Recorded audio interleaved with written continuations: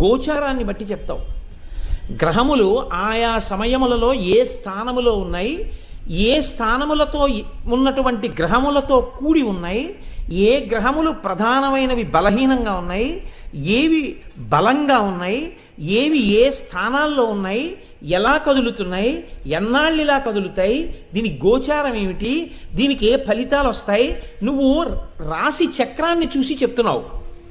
కానీ ఇలా రాశి చక్రం చూసి చెప్పినటువంటి జ్యోతిష ఫలితం అందరి ఎడల నిజము కాదు అని చెప్పారు.